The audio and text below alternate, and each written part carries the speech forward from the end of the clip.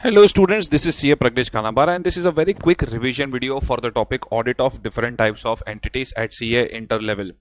So students have requested that sir iska thoda फटाफट revision करवा दो and here I am. So when it comes to audit of different types of entities and audit of banks, ये दोनों का combined weightage लेकर it looks as if it is going to be there for at least 12 to 15 marks in your paper and that is a very big impact. Bank audit का revision video I've already issued earlier and अभी audit of different types of entities. When it comes to audit of different types of entities, पहले तो ये topic में है क्या, थोड़ी छोटी छोटी एंटिटीज दी हुई है ऑलराइट, जिसका ऑडिट की बात चल रही है and we are suppose to write some points on that. The most technical discussions are two discussions. One is government audit and second one is audit of cooperative societies. Other discussions can be done very quickly. Alright. So you'll have to give some time for this. Or government audit first and then audit of cooperative societies. When I talk about government audit, आप revision video देख रहे हो तो यहाँ तक तो आपको इतना पता ही होगा. Then when it comes to government audit, who handles this government audit? Who is the supreme authority जो government audit handle करता है? Obviously Comptroller and Auditor General of India. Alright, he or she is the head of Indian Accounts and Audit Department. Alright, appointed by the President of India and reporting authority भी to the President of India ही है. Alright, तो कोई ministers को report नहीं करते. थोड़ा basic जो आपको पता होना चाहिए so that you are able to write it. Now look at this very quickly. It is conducted under the authority of CAG of India. It is done under the CAG is the head of the Indian Accounts and Audit Department. Broad framework of government audit. देखो main तो government का audit किसका होता है, government expenditure का. Expenditure जो government अलग अलग जगहों पे स्पेंड करता है for public welfare, and income is nothing but the taxation income and other revenues जो गवर्नमेंट के होते हैं. Alright, so there are some good MCQ type of questions over here. Look at this. Government expenditure को लेकर कुछ बातें की गई है. In India no expenditure can be incurred unless it has been voted upon by the parliament or state legislature. जो फटाफट आपको समझ में आएगा, वन नेसेसरी में रिवीजन वीडियो में टाइम पास नहीं करने वाला उसके ऊपर. ऑलराइट, देन सुनो. टोटल यूनियन गवर्नमेंट का जितना भी फंड है alright, that is called as consolidated fund of India. वैसे हर एक स्टेट का भी अपना अपना कंसोलिडेटेड फंड ऑफ स्टेट होता है. ऑलराइट, अब ये जो है जो हाईलाइट किया है, this can be your MCQ point. As per article 266, the consolidated fund of India, article of the constitution, consolidated fund of India में क्या क्या आता है, can be an examination question. All the revenues received from direct and indirect taxes, ठीक है. All the loans taken by government of India, because वो भी तो फंड के अंदर तो है ही, by the government of India, and all the amount of repayment of loans received by the government of India. यानी गवर्नमेंट ऑफ इंडिया का जो जो पैसा उन्होंने लोन पे लिया है, अच्छा गवर्नमेंट ऑफ इंडिया ने जो लोन दी रहेगी उसका जो रीपेमेंट आया हुआ है, एंड जितना भी रेवेन्यू है चाहे डायरेक्ट इनडायरेक्ट टैक्सेस का जितना भी हो, all of that taken together is consolidated fund of India. Alright, okay. Then ये तो बहुत ही बेसिक बात की गई है कि पार्लियामेंट के अंदर एक कमिटी है, public accounts committee, again for MCQ please be careful, जो ये सारे एक्सपेंडिचर के ऊपर नजर रखती है. ऑलराइट, एंड अगर एक controller and auditor general of India के एंगल से देखो तो basically when we talk about government audit तो कितने ऑडिट आएंगे, एक ऑडिट ऑफ एक्सपेंडिचर, दूसरा ऑडिट ऑफ रिसीट्स, तीसरा audit of public sector undertaking, alright जो ONGC वगैरह PSU सुनते हो आप, एंड दूसरे audit of non commercial autonomous bodies like ISRO and stuff, वो हो गया आपका नॉन कमर्शियल ऑटोनोमस बॉडीज. ठीक है, सो गवर्नमेंट ऑडिट में क्या क्या आता है, expenditure, receipts, PSU and non commercial autonomous bodies. Okay, now everyone over here. Government audit का एक डेफिनेशन दिया है, अगर याद रहा तो ठीक, नहीं याद रहा तो भी ठीक, ऑलराइट, बट एटलीस्ट ट्राई करो. Okay, so government audit is nothing but an OSPI examination. OSPI means objective, systematic, professional, independent, unbiased तरीके से होने वाला एग्जामिनेशन. किसका? ऑफ FAO, फाइनेंस, एडमिनिस्ट्रेशन और बाकी जितने भी अदर ऑपरेशंस है वो. Alright, of a public entity. कब होता है ऑडिट? ऑडिट हमेशा ऑब्वियसली ट्रांजैक्शंस हो जाने के बाद होता है. Alright, so made subsequently to their execution. Okay, main purpose क्या है? What is the main purpose? Okay, कि उसे इवैल्यूएट किया जाए, वेरीफाई किया जाए, एक रिपोर्ट बनाया जाए जिसमें ऑडिट फाइंडिंग्स हो, रिकमेंडेशंस वगैरह हो. So even if you are able to write टूटा फूटा little bit broken definition, then also it is fine. पर ये OSPI examination of FAO of a public entity इतना मत भूलना. Alright, okay. Who will do it? वो तो देख लिया हमने. And in the case of examination of financial statements, obviously इसके अंदर फाइनेंशियल स्टेटमेंट्स का भी एग्जामिनेशन होता है, प्लस काफी कुछ और होता है. That is the most important thing that you need to understand, कि हम लोग जब नॉर्मली स्टैट्यूटरी ऑडिट करते रहते हैं, audit of financial statements, then in that case we stick to true and fair view of the financial statements and जो भी statutory reporting requirements है वो. But when it comes to government audit, ना सिर्फ financial statements का true and fair देखा जाता है, बल्कि ऑपरेशंस देखे जाते हैं, how the money was spent, where the money was spent, whether the money has given the results और नॉट, ये सारी चीजें देखी जाती है when it comes to government audit. Alright, okay. Objectives of government audit, objectives of government audit, please question मत भूलना, objectives of government audit. So you will write one definition अगर ऑब्जेक्टिव्स पूछा तो, and then look at this. ऐसा code word बनाया मैंने, fund the policy base, बोलो fund the policy base, बोलो fund the policy base when it comes to objectives of government audit. सबसे पहले तो फंड्स, फंड्स का accounting, yes sir, okay. Then whatever are the policies, उसका एक evaluation, okay. And then एक base बनाना for corrective action. Okay, so these are the objectives of government audit. इसको आप दो लाइन में लिखो और थोड़ा, then it is better, but main are these are the 3 head points which will give you 3 marks for objectives of government audit. Yes sir, yes sir, yes sir. Alright, okay. ये notes वगैरह आपको Telegram channel पे मिल जाएंगे. Now when it comes to government audit and controller and auditor general of India, और भी कुछ legal provisions दिए गए हैं, कुछ टेक्निकल चीजें दी गई है, and obviously that becomes one of their favourite for MCQs. So कितने आर्टिकल्स है कॉन्स्टिट्यूशन ऑफ इंडिया में which talk about government accounts and audit? Actually 4 articles, article 148, 149, 150, 151, but यहाँ पे जो 3 दिए पहले उसकी बात कर लेता हूँ. Article 149 talks about rights and duties of CNAG. Article 150 talks about accounts of state and union government, and article 151 talks about reports of CAG. चलो मैं आपको चारों के चार याद दिला देता हूँ. 148 ये रही, आर्टिकल 148 के ऊपर ही है, alright, but they have not written in the module article 148. तो पहले सीएजी अपॉइंट होगा, देन सीएजी को राइट्स एंड ड्यूटीज दिए जाएंगे, देन अकाउंट्स बनाएगा गवर्नमेंट, एंड देन ऑडिट होगा, रिपोर्ट. सो 148 से लेके 151, that is how you will remember. So 148 is about appointment, remuneration, all of that CAG.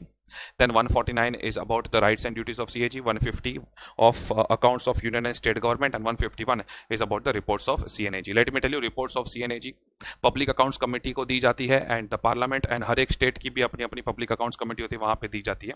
And let me tell you, reports of CAG are not address to any minister.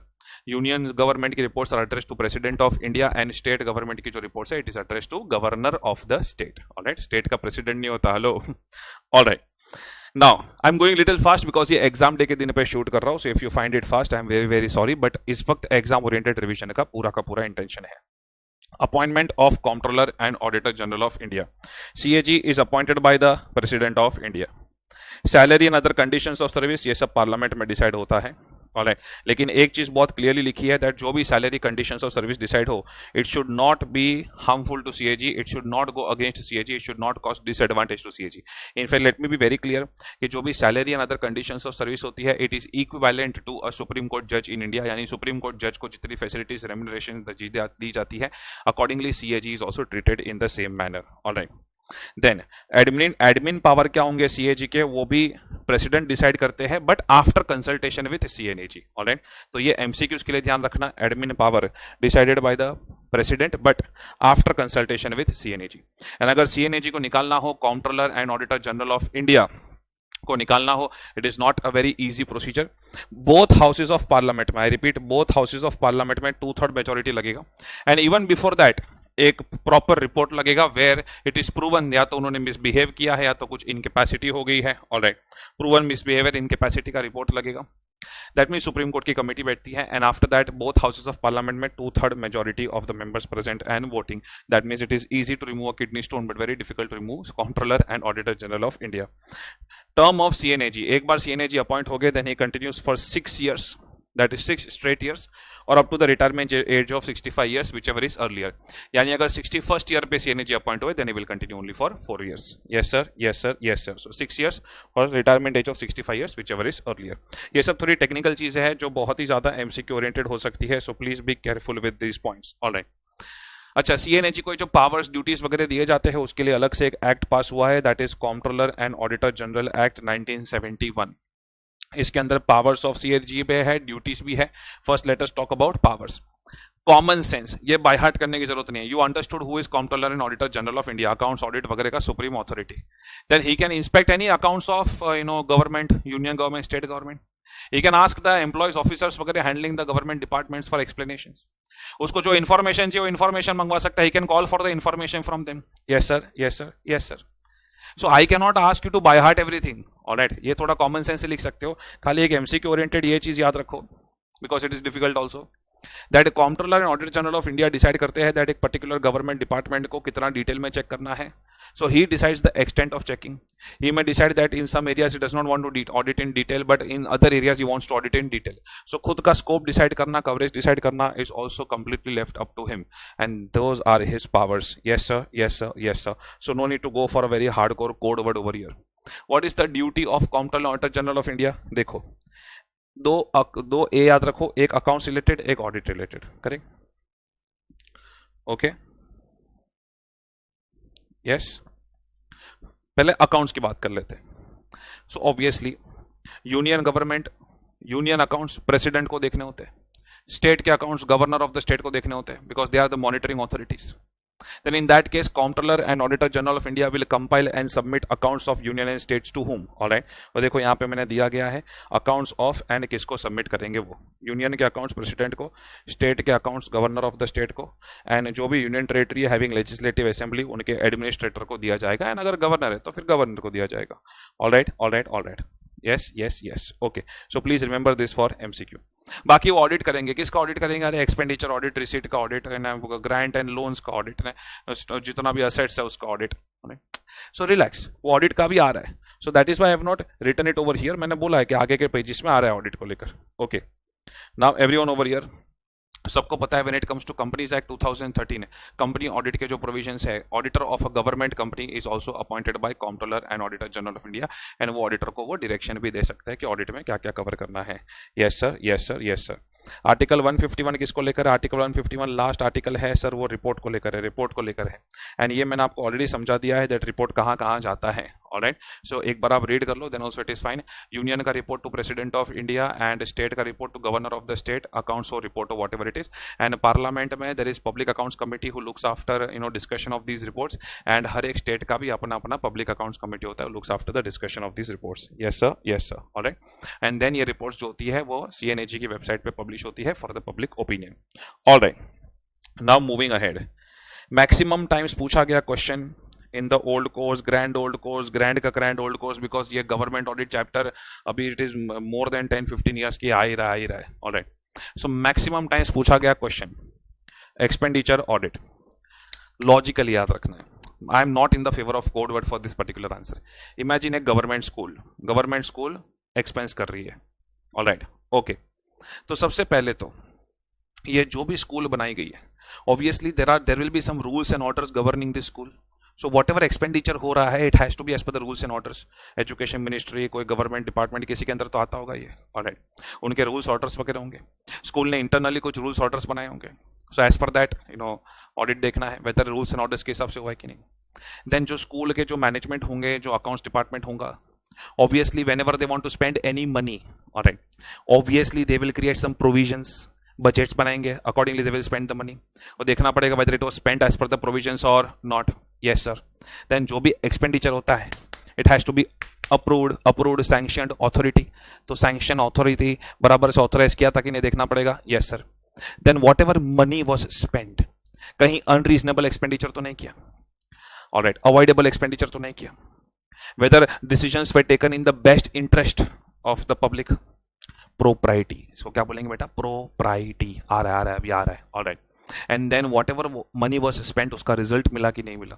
Performance. Okay, so it is very easily you can remember expenditure audit के 5 points as per the rules and orders, as per the sanctions, as per the provisions of the fund, propriety audit and performance audit. Alright, so RSPPPP करना ऐसा तो then also it is fine, but let me tell you this is a very very logical answer. Okay, अब अगर सिर्फ expenditure audit आता है and broadly आप इसको थोड़ा थोड़ा एक्सप्लेन कर दो, then the matter is done. However sometimes what happens in exams कि हर एक के अंदर से क्वेश्चन आ जाता है, specially this point propriety and performance. So you may find questions which are within these paragraphs. सब पॉइंट्स पे क्वेश्चन आ जाते हैं. Then you should be little bit ready. Rules and orders की अगर मैं बात करूं तो पहले तो कितने कैटेगरीज ऑफ रूल्स होते हैं. एक तो जो कंसोलिडेटेड फंड ऑफ इंडिया या कंसोलिडेटेड फंड ऑफ स्टेट में से खर्चा करना है उसके rules. Alright, so fund related rules. Then whenever this school वगैरह जो भी खर्चा करेंगे तो obviously they will have to get the budget approved. Alright, और क्लेम्स वगैरह करेंगे गवर्नमेंट पे तो मोड ऑफ प्रेजेंटेशन के रूल्स. ऑलराइट, देन जो भी स्कूल के एम्प्लॉयज वगैरह होंगे, ऑलराइट, उनके सैलरी वगैरह के rules, regulation, regulating the conditions of service, pay and allowances वगैरह. So how to remember this? एक तो फंड रिलेटेड, या सी कर दो consolidated fund, then presentation related, alright, and then remuneration related, pay and allowances and stuff, alright. तो CPR याद रखो, PCR याद रखो, whatever you can remember. C for FPR, whatever is your favourite, जो भी आपको बैठे. पर ये 3 कैटेगरीज ऑफ रूल्स है, सो this can be your 3 marks question, alright. And जो जो स्कूल का जो मेन एग्जीक्यूटिव होता है वो भी तो ऑर्डर पास करता रहता है. सो एज पर उसके ऑर्डर्स का भी तो थोड़ा ऑडिट करना पड़ेगा. Audit of orders issued by executives. तो जो भी एग्जीक्यूटिव ऑर्डर पास करता है कॉन्स्टिट्यूशन के हिसाब से तो है ना, कहीं सीएजी की रिक्वायरमेंट्स को वायलेट तो नहीं कर रहा है, देन हायर अथॉरिटी के कॉन्फ्लिक्ट में तो नहीं है, एंड देन उसके पास पावर तो था ना to issue that particular order. One more time, whether it as per constitution, whether it is as per CAG requirements, कहीं हायर अथॉरिटी के अगेंस्ट तो नहीं है, and whether he had the power to issue such orders, alright. So HPC, CGHP जो भी करना है करो, बट ये है audit of orders issued by executives. So this can be your 4 marks question, alright. देखो बॉस, बेस्ट थिंग इज आपको अभी ये वीडियो बंद करना है तो कर दो, या तो फटाफट इसको सुन लो. मेन जो मैंने नोट्स बना के दिए जिसमें मेरा बहुत टाइम गया, where I spent a lot of time, alright. If you just go through these notes you will be much more confident. Okay, so you look at this video, but after this video is over you will have to spend some time with these notes, all right. Okay, so that is about audit against rules and orders. If you want to pause right now you can pause right now and start by writing and then move ahead. Okay, audit of sanctions, वो तो authority बराबर है कि नहीं. Audit against provisions of funds, budget के हिसाब से किया कि नहीं किया. one word is also fine, उसको थोड़ा एक लाइन में लिख देने का. Then main है ये propriety audit. प्रोप्राइटी ऑडिट में इनप्रॉपर अवॉइडेबल एक्सपेंडिचर के केसेस को फाइंड आउट करना होता है, alright. Even though within the budget spend हुआ है, still it should not be improper avoidable, alright. Unnecessary expenditure नहीं होना चाहिए, it should be in the best public interest, alright. Okay, so principles of propriety audit, you have to remember your parents over here. जब भी कोई खर्चा करते हो birthday पे, if you spend 10,000 rupees, they will say, अरे बाबा you should have finished it in 100 rupees, what is this 10,000 rupees, we were not this happy when you were born, understood. ऐसा. So whatever expenditure happens occasion के हिसाब से होना चाहिए. Then कोई भी अथॉरिटी के पास ऐसा पावर नहीं होना चाहिए कि वो अपने ओन एडवांटेज में उसे यूज करे. सो पावर का मिसयूज नहीं होना चाहिए, ऑलराइट. देन पब्लिक का जो पैसा है, public money should be utilise for public at large, it should not be utilise for a particular person. So एक यूटिलाइजेशन को लेकर पॉइंट है. बट सुनो, सपोज आपने स्कूल बनाया, स्कूल बनाते बनाते थोड़ा बहुत आपने लैंड ले लिया, and that particular land belongs to some other farmer, alright, and that farmer has put a case on the school. अब तो कोर्ट का ऑर्डर आया कि फार्मर को कंपेंसेशन दो 5 लाख रुपीज तो स्पेंड करना पड़ेगा. सो इसलिए ऐसा इंग्लिश बन के आता है, public money should not be utilise for the benefit of a particular person unless, यानी अब जो दिया है उसमें public money can be utilise for the benefit of a particular person if the amount is insignificant, if there is a court order, alright. या तो expenses as per recognised custom, एक तो अमाउंट छोटा है, दूसरा कोर्ट ऑर्डर, इतना समझा. Recognised custom for a particular festival you are celebrating, तो ऐसा थोड़ी बोलोगे कि कोई एक कम्युनिटी के लिए स्पेंड किया. रिकॉग्नाइज्ड कस्टम है. रिपब्लिक डे पे जो स्पेंड होता है स्कूल वगैरह में, that is recognised custom, alright. Then travelling का अलाउंस दिया कोई एम्प्लॉय को, तो आप ये थोड़ी बोलोगे that boss you have spend for a particular person. So one more time, if the amount is insignificant amount, if it is a court order, if it is a recognized custom, and if it is for traveling allowance, so CIT, TC, whatever you want to put, you can put it over there. Yes.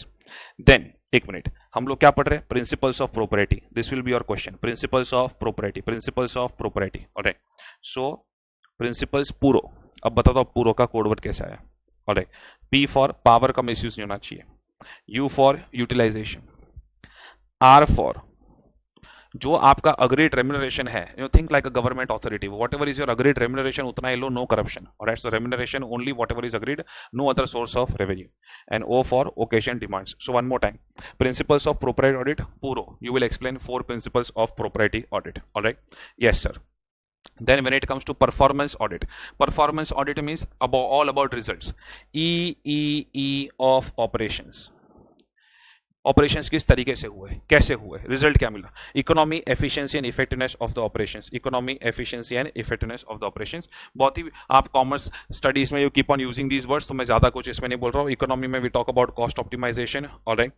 Then economical manner में, efficiency में we talk about input output ratio, wastage नहीं होना चाहिए, so resource utilisation. And effectiveness में what was the intent and impact, क्या चाहते थे, क्या हो गया, what was the intent and impact and what is the actual impact. Yes sir, yes sir, yes sir. Okay, so that is your scope of performance audit. Question ध्यान रखना, scope of performance audit, and whatever they ask on performance audit है, E of operations वगैरह का तो लिख ही देने का, economy audit, efficiency audit and effectiveness audit. Alright.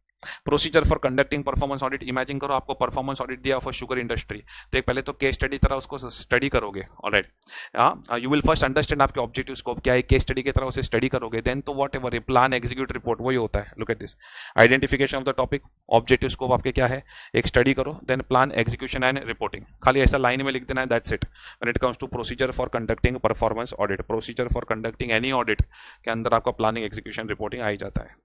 Am I clear with this? Yes sir, yes sir. So if they ask you only on expenditure audit, you write this 1 2 3 4 5, these 5 points and explain in two lines, and there can be separate questions on these rules and orders, this proprietary audit and the performance audit part. Yes sir. All right. Now government audit अभी भी खत्म नहीं हुआ, कुछ कुछ चीजें और भी बाकी हैं। अगर आप देखो, मैंने आपको बोला था एक एक्सपेंडिचर ऑडिट है, रिसीट्स का ऑडिट है, असेट्स का ऑडिट है, ऑलराइट, एंड बाकी जो भी कमर्शियल ऑर्गेनाइजेशंस वगैरह का ऑडिट होता है वो। Look at this, audit of receipts, imagine करो you are conducting audit of income tax department. जी हाँ, you are conducting audit of income tax department, you are conducting audit of GST department, ऐसा कुछ imagine करो, alright. So audit of receipts, a income tax department, oh income tax department, you have correctly calculated ना amount, ओए calculate करके collect किया क्या, collect करके depositing government treasury, हाँ, not in your own pockets. What is your internal control system, accounting system, कहीं कुछ irregularity, fraud वगैरह तो नहीं है ना, alright. So look at this, correctly assess, realise, credited to government, then कोई इरेगुलरिटी तो नहीं है, आपके इंटरनल कंट्रोल सिस्टम्स क्या है, आपने अंदर अंदर रेगुलेशंस बनाए कि नहीं, do you really think that you need to by heart this, right. अगर आपको लग रहा है बहुत ज्यादा हो रहा है तो फिर आप एक ये पॉइंट एंड कोई इरेगुलरिटी नहीं है, ये पॉइंट, 2 पॉइंट याद रखो when it comes to audit of receipts, but don't talk about leaving this chapter in option, alright. Then audit of stores and inventories, audit of stores and inventories, आपका assets का audit, कोई भी पूरा government imagine कर लो, उनके जितने भी assets वगैरह इमेजिन कर लो। अब टेल मी, असेट्स खरीदने में when they purchase the asset, खर्चा तो होता है, एक्सपेंडिचर तो होता है, यस और no sir.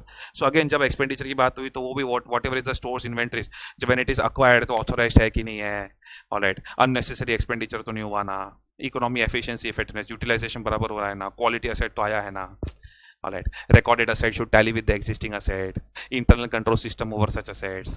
Look at this, इसके रूल्स रेगुलेशंस तो है ना, सिस्टम ऑफ कंट्रोल तो है ना, सैंक्शनिंग तो हुआ है ना, प्राइसेस रीजनेबल तो है ना, उसके अकाउंट्स चेक कर लो एंड वैल्यूएशन चेक कर लो when it comes to audit of stores and inventories, alright. Then audit of commercial accounts, imagine करो कोई गवर्नमेंट कंपनी इमेजिन करो, या एलआईसी वगैरह कोई कॉर्पोरेशन इमेजिन करो, alright. So categories of commercial accounts, एक तो ये कितने कमर्शियल अकाउंट्स होते हैं, एक तो ये LIC is a corporation, correct.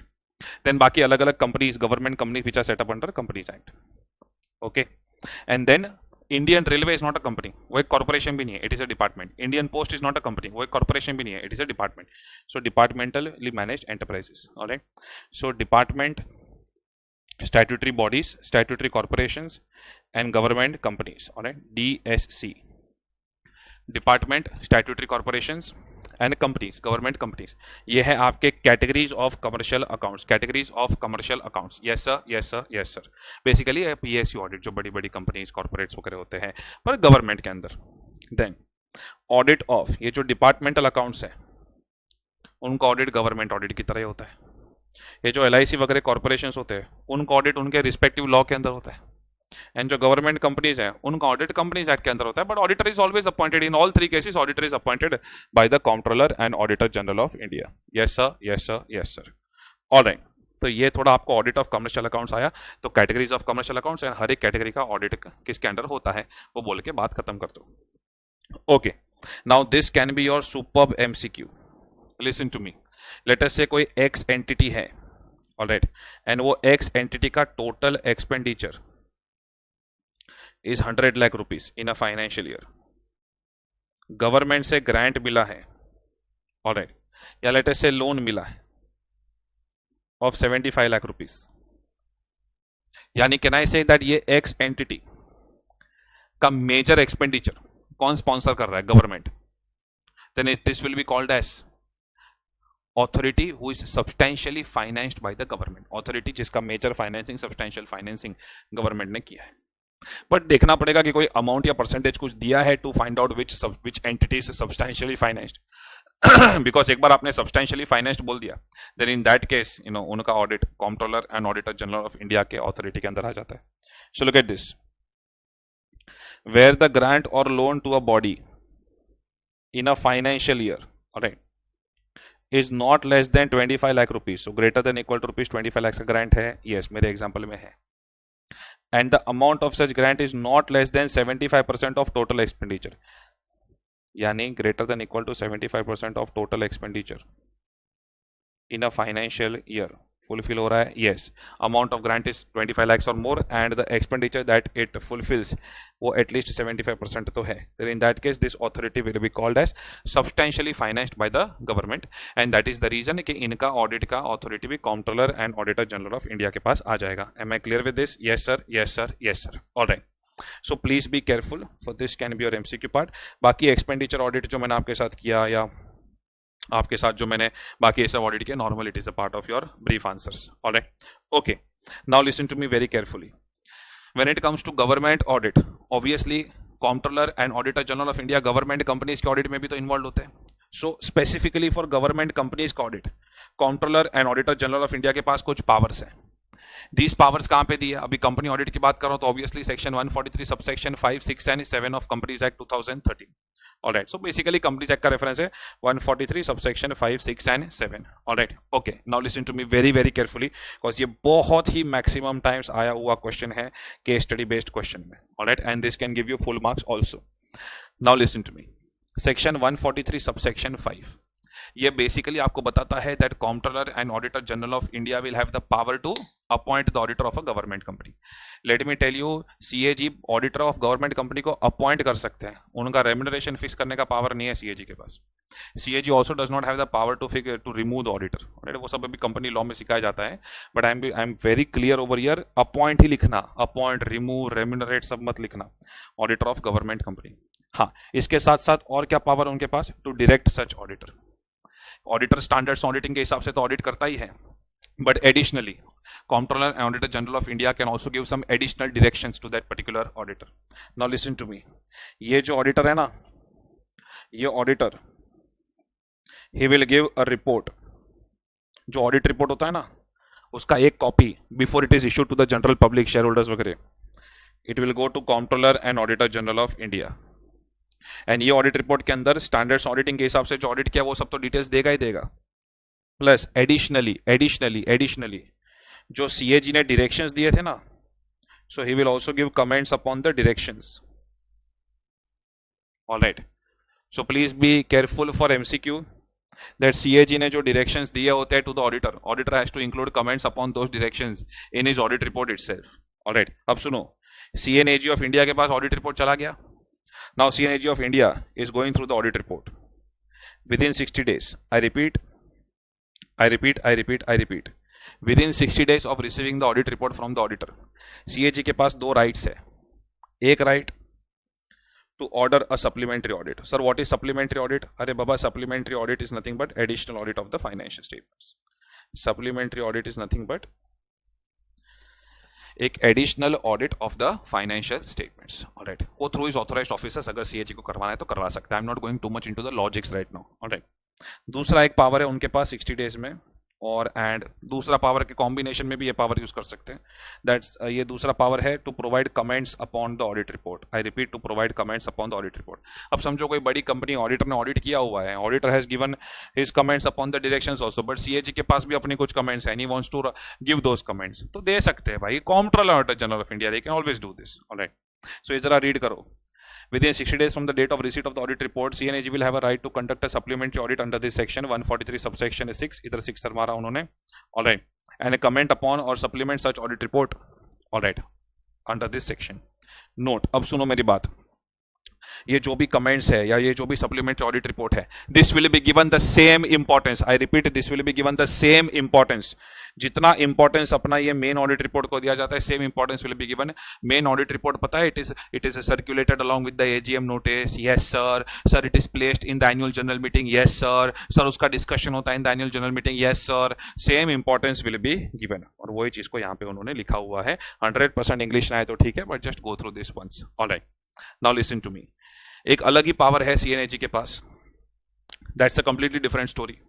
ये कोई भी गवर्नमेंट कंपनी का वो टेस्ट ऑडिट कर सकते हैं। Sir what is the meaning of test audit? कुछ कुछ गवर्नमेंट कंपनीज को उनके कुछ कुछ एरियाज को डिटेल में सिलेक्ट किया, उनको डिटेल में ऑडिट किया, that is called as test audit. Selection of certain areas and then conducting in depth audit, that is nothing but test audit. Yes sir, yes sir, yes sir. So ये हो गया आपका पूरा का पूरा government audit. I repeat, ये हो गया आपका पूरा का पूरा government audit. Yes sir, yes. If you are liking this effort, if you feel that this is giving you confidence, then please please please show some love in the comment box alright of this YouTube video. हम चाहते हैं audit of local bodies में, ये government audit के साथ साथ ही कर लेना चाहिए आपको। Okay sir, when we talk about audit of local bodies, I am in Mumbai, so आप मैं इमेजिन करूंगा बृहन मुंबई म्यूनिसिपल कॉर्पोरेशन। वैसे कुछ इमेजिन करने जैसा है नहीं, alright. But in Bangalore also we have this Bangalore municipal corporation, Ahmedabad municipal corporation, then panchayat level pe there are local nagar palikas, and we have some military areas mein kuch cantonment committees hoti hai, all right, so that is called as local body, municipalities and stuff. Okay, ab dekho types of urban local authorities, village rural की बात नहीं कर रहे, urban local authorities, all right. So town area committees, ये special जब committees दी जाती है, स्पेशल एरियाज जो होते हैं कैंटोनमेंट कमिटीज, ऑलराइट। देन ये notified area committees, then municipal council and municipal corporation. Okay, so municipal council and corporation सबसे बड़ा होता है म्यूनिसिपल कॉर्पोरेशन, उसके ऊपर तो फिर स्टेट गवर्नमेंट आ जाता है। Then notified area committees, then town area committees and then cantonment committees, alright. So मैंने इसका कोड वर्ड दिया हुआ है, MNC is in town. Okay, M municipal corporation, municipal council, N for notified area committees, C for cantonment committees and then town area committees. All right, ये आपका हो गया types of urban local authorities। ये पूरा chart कर लो, you are done with audit of local bodies then। अब सुनो, local functions of municipal authority, main functions क्या होते हैं म्यूनिसिपल अथॉरिटीज के? RMD, no don't imagine any product, alright, not this RMD। Main function क्या होते हैं उनके? Regulatory, maintenance and development activities, that is these are the local functions of municipal authority, alright. अब जो भी एक्सपेंडिचर होता है ऑफ द म्यूनिसिपल अथॉरिटी, जो भी एक्सपेंडिचर होता है उसका क्लासिफिकेशन कितने में होता है? अरे यार, you can't by heart everything, alright. जब आप जाते रहते हो ऐसे तो कुछ डेवलपमेंट वर्क्स चलते रहते हैं, कुछ रिपेयर वर्क्स चलते रहते हैं, कुछ ब्यूटिफिकेशन चलता रहता है, पैंडेमिक के टाइम वगैरह पब्लिक हेल्थ सेफ्टी वगैरह का होता है, एजुकेशन को लेकर होता है, alright. So look at this classification of expenditure: general admin and revenue collection, okay, public health, public safety, education, public works, others such as interest payments. Now the main thing is कि इतना by heart कैसे करें? Main इतना याद रखो कि अगर classification of expenditure बोला तो I need 6 heads, right. Now think about different heads. Think about, बाप पैदा हुए तो हेल्थ, जिंदा रहे सेफ्टी, पढ़ाई किया एजुकेशन, पैसा कमाया रेवेन्यू कलेक्शन, ऑलराइट। देन काम बहुत करके पैसा कमाया, works, public works, alright. So 1 2 3 4 5 and आगे कुछ ना कुछ लाइफ में होता रहेगा, others. That is how you will remember when it comes to classification of expenditure incurred by municipality. यहां तक पहुंचो तो बोलो सर मजा आया, alright. So local functions, regulatory, maintenance, development and classification of expenditure incurred by municipality. Just imagine yourself, your evolution up till now and अपने आप आपको समझ में आ जाएगा। Okay. Classification of revenue earned by municipality, obviously उनका taxation revenue होता है एंड देन अदर चार्जेस वगैरह, not this are not illegal, alright. So tax collection होता है, प्रॉपर्टी टैक्सेस, ऑक्ट्रॉय तो अभी गया, अभी है नहीं इतना, property taxes, municipal taxes, alright. लेकिन मेरी बात जरा ध्यान से सुनो, corporation taxation powers of corporation are confined to a few items, alright. तो देयर आर कुछ आइटम्स ऐसे होते हैं जिसमें कॉर्पोरेशन पूरा का पूरा अपने हिसाब से टैक्स डिसाइड कर सकता है, ऑलराइट। बाकी जितने भी दूसरी ऑथोरिटीज है ना, कॉर्पोरेशन को छोड़ के बाकी ये सब municipal council, notified area committee, town area committee, cantonment committee, उनको जब कोई टैक्सेशन करना होता है they need prior approval from the state. So please be careful, corporation कुछ कुछ आइटम्स के लिए they have been given completely freedom, वरना नॉर्मली टैक्सेशन का चार्जेस वगैरह के लिए prior approval from the state लगता है, but corporations have been given freedom for few items, where all other municipal bodies will require prior approval from the state. ये चीज को थोड़ा ध्यान में रखो। ऑलराइट, देन स्टेट को, अच्छा ये जो म्यूनिसिपल बॉडीज होती हैं, लोकल बॉडीज वगैरह, they get some grants from the state. अब कौन से ग्रांट मिल सकते हैं? एक तो जनरल पर्पस ग्रांट, जनरली ऐसे दे दिया। ऑलराइट, दूसरा लेट अस से स्टेट गवर्नमेंट ने कुछ टैक्सेस को रिमूव कर दिया, then it is a loss for the local body, municipal body, yes it is a loss. Then in that case state government बोलेगा डोंट वरी, ऑलराइट, रो मत, ये ले मेरी तरफ से compensation. Alright, so that is called as compensatory grant. और बाकी कुछ स्पेसिफिक पर्पस के लिए दिया, ऑलराइट, दैट ये रोड के लिए इसके लिए दे रहा हूं, that is called as special purpose grant. Imagine logically and you can remember that classification of grants received from the state: general purpose grant, specific special purpose grant, and statutory compensatory grant. Yes sir, yes sir, yes sir. All right, then financial administration, कुछ नहीं, ये financial administration में general content है। Then local bodies का जो भी financial administration करना है, then in that case they will have to develop the budget, they need to have proper internal controls, authorization वगैरह होना चाहिए एक्सपेंडिचर वगैरह का, they should have some rules orders वगैरह, ऐसी सब चीज़ें हैं when it comes to financial administration. So वो जनरल इंग्लिश में even if you right it is okay. Alright, objectives of audit of local bodies, very repeatedly asked, objectives of audit of local bodies। imagine करो आप हो the auditor of local bodies, see you have to conceptually think, imagine you are the auditor of local bodies, alright, तो आपके क्या क्या main objectives है? true and fair view of the financial statements वगैरह वो तो है ही है, then उनका internal control systems whether it is working effectively और नॉट, वो नॉर्मली हमारे में नहीं होता, but over here will have to cover it up because government audit है ना ये। Alright, so look at this, बाकी ये तो सबको क्लिक होगा। सो कंट्रोल्स के ऊपर भी कमेंट करना है, whether they have followed legal requirements और नॉट वो भी कमेंट करना है, वेदर वो लोग जो पर्पज से एस्टैब्लिश किए गए हैं एंड वॉट एवर असेट्स वगैरह they have acquired, overall value मिल रहा है कि नहीं मिल रहा, उससे value is being fully received on the money spend, and prevention detection of fraud and error. Oh my God, please be very careful for MCQ also, यानी सब कुछ आ रहा है इसमें, not only true and fair view of the financial statements. So true and fair view of the financial statements, controls के ऊपर comment करना, उनके फ्रॉड एरर वगैरह के ऊपर कुछ अगर मिला तो उसके ऊपर कमेंट करना, ऑलराइट, वैल्यू मिल रहा है कि नहीं, लीगल रिक्वायरमेंट्स, ऑलराइट। सो एक आपका फाइनेंशियल स्टेटमेंट्स, एक कंट्रोल को लेकर, एक लीगल रिक्वायरमेंट्स को लेकर, एक वैल्यू को लेकर, एंड देन आपका फ्रॉड एंड एरर को लेकर। So there are good points, alright, when it comes to objectives of audit of local body, alright. Audit program, अरे बाबा, local body is a government body only, so whatever expenditure they are doing, तो ये जो expenditure audit पढ़ा ना अभी थोड़े time पहले, यही सब लिखते रहने का, रूल्स एंड ऑर्डर्स के हिसाब से कि नहीं, सैंक्शन है, प्रॉपर्टी ना, परफॉर्मेंस ना, alright, so all of this you are going to write, alright, and revenue audit में ये सब, so you can just copy paste expenditure audit, revenue audit over here when it comes to audit program. देखो ना, मैंने बोला ही है same as expenditure audit, alright, but over here this is one of the MCQ question, please be very careful over here, alright.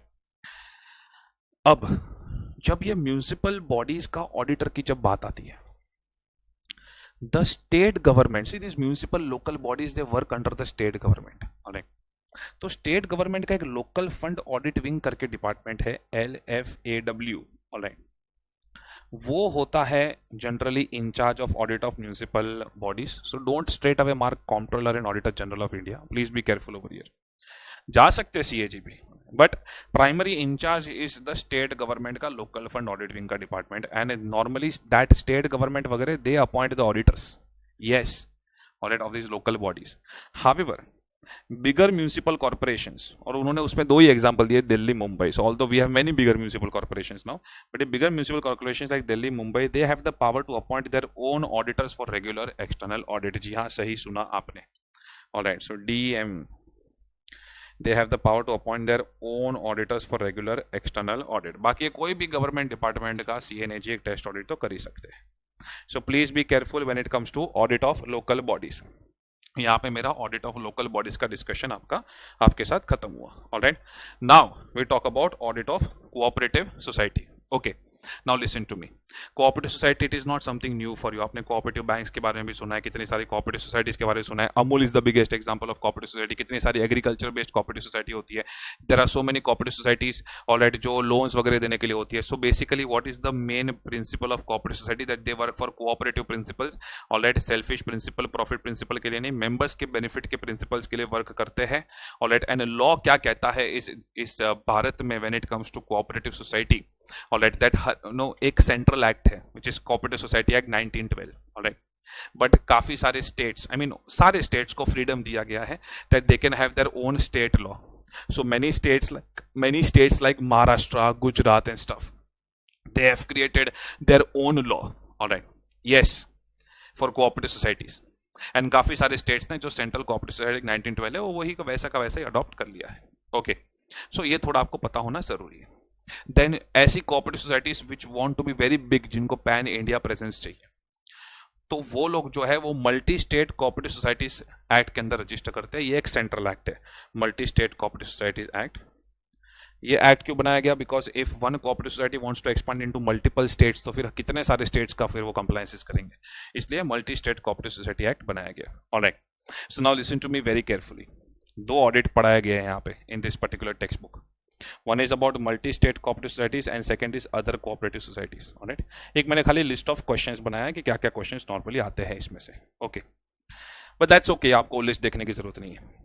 और ये जो मैंने अभी आपको एक्ट के बारे में बताया, दोनों एक्ट के बारे में, ऑलराइट, वो यहाँ पे है. So this page is just for introduction of audit of cooperative society. Alright, the main content starts from the next page. तो पहले मैं मल्टी स्टेट कोऑपरेटिव सोसाइटीज का बताता हूँ and then I will talk about generally other cooperative societies. Alright, so when it comes to multi state cooperative societies, कितने points है? Clearly जो boxes है उतने क्वेश्चन है. Let me tell you this multi state cooperative societies, it is very similar, same नहीं बोल रहा हूँ, सिमिलर टू कंपनीज.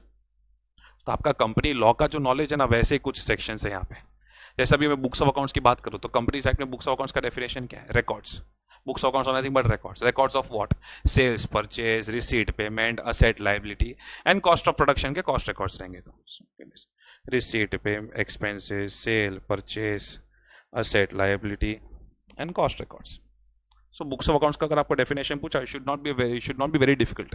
बस बच्चे यहाँ पे they commit some silly mistakes and they end up writing balance sheet, P&L stuff. अरे that is financial statement, not books of accounts. Alright, okay. Qualification of auditor. Who will conduct audit of multi state cooperative society? Obviously, who is going to conduct audit of multi-state cooperative society? Yeah. क्यों कर रहे हो course? Obviously, chartered accountant within the meaning of CA Act 1949 can only be appointed as an auditor of a cooperative society. Alright. अब ये कुछ disqualifications है, please mark it for MCQs. अब the students who have knowledge of Companies Act 2013, company law, तो company auditor के भी कुछ disqualifications है. Now when you read these disqualifications, वो कंपनी ऑडिटर जैसे एकदम सिमिलर लगते हैं बट एकदम सेम टू सेम नहीं है. So please take effort of remembering these disqualifications separately. All right. So look at this. सबसे पहला disqualification, that means over here you cannot be the auditor. If you're a body corporate, practicing CAs are allowed to practice in the form of proprietorship, partnership and LLP. अगर आप एक company form of organization practice करते हो like Pradnyesh private limited, और तो ऐसा allowed नहीं है. सो बॉडी कॉर्पोरेट, अगर हम कंपनीज एक्ट में जाके देखेंगे तो it is body corporate other than LLP, because practicing CS को LLP अलाउ किया गया है. हाउएवर LLP का एक्ट आया 2008 में, and this is a very old act, multi state cooperative societies act 2002 है. So after that this act was not amended, and that is the reason कि एक जनरल डिस्क्वालिफिकेशन डाल दिया कि बॉडी कॉर्पोरेट अगर एक practicing CA body corporate form में है then he can not conduct audit. अरे लेकिन आजकल प्रैक्टिसिंग सीएस LLP फॉर्म में है, अरे मुझे भी पता है. So don't keep typing that doubt in the comment section. Alright, but we have to remember this point. Alright, so वो लोग फिर वो LLP वाला कॉम्बिनेशन नहीं पूछेंगे, डोंट वरी अबाउट इट. जिसको लास्ट 1 मिनट समझाए नहीं, इग्नोर करो. Just remember that a practising CA can not act as a body corporate. Alright, okay, for this audit of multi state cooperative society. Second, अगर एक practicing CA वही MSCS जहां पे audit करने वाला अगर वहां पे ऑफिसर या एम्प्लॉय है या उसका पार्टनर ऑफिसर एम्प्लॉय है, then obviously disqualified. Basic disqualification है. Third, if practising CA, alright, if practising CA is a member of multi state cooperative society, जो मल्टी स्टेट कोऑपरेटिव सोसाइटी का ऑडिट करने वाला वहां का मेंबर हूं, then तो in that case I can't write my own papers and check my own papers. All right, so obviously in that case also you will be disqualified. Okay, या तो let us say multi state cooperative society का मैं member नहीं हूँ, but I am working under some officer or employee of that MSCS. तो MSCS का कोई officer या एम्प्लॉय है, उसके अंडर में काम कर रहा हूँ, then also I will be disqualified from conducting audit of multi state cooperative society.